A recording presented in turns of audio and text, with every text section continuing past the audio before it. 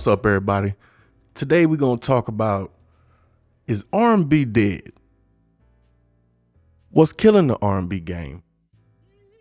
I know y'all remember when Nas came out and said, is hip hop dead? Are we in that same stage with R&B right now? I'm not talking about the R&B like Drake or Tory Lanez. I'm talking like traditional singers.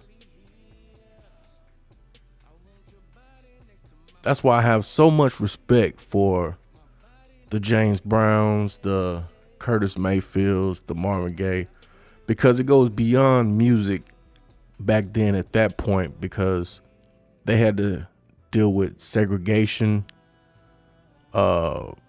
serious police brutality. You think we facing it what's going on right now, but what they had to face, and to look out in a crowd and see Caucasians on the left-hand side and African Americans on the right-hand side, and you trying to do a show and bring everybody together, but that's not possible. That era of music is very special to me because it goes beyond the music.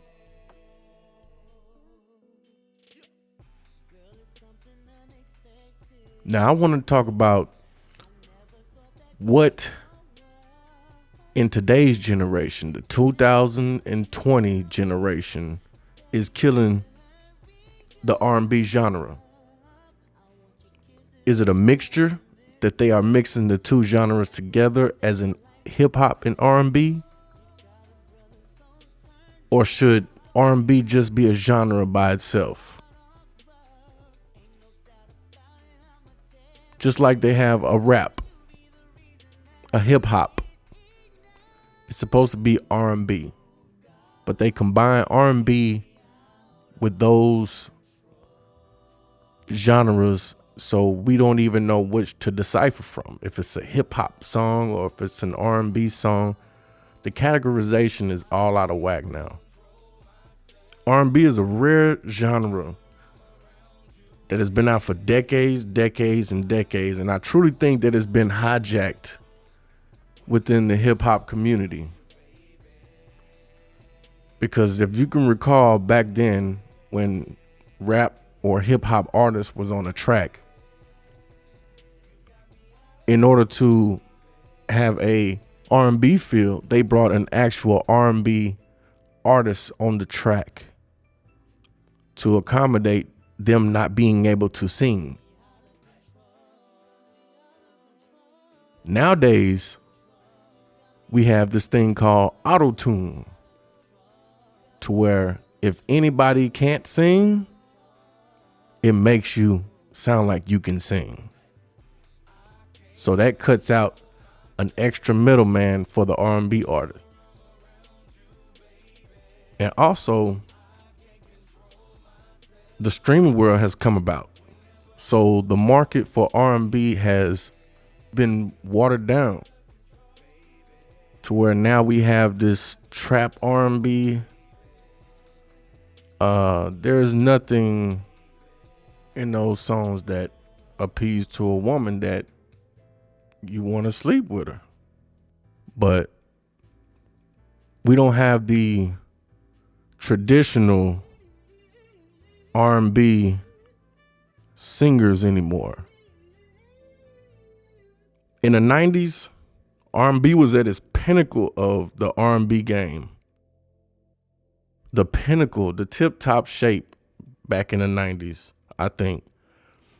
And I think Jodeci paved the way for R&B groups to have kind of like a double-edged sword, or a two-face image, to where you can seduce the women by your voice and dress like you are a rapper. And I think that mindset right there, people just took that in the R&B game and tried to flip it and use the rap image to sing about ladies, ultimately became the trap R&B. Now, just a food for thought. Right now, when I'm recording this, Right now, on August 24th,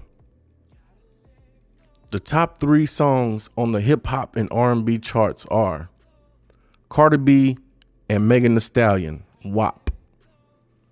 DaBaby featuring Roddy Ricch, Rockstar. The Weeknd, Blinding Lights.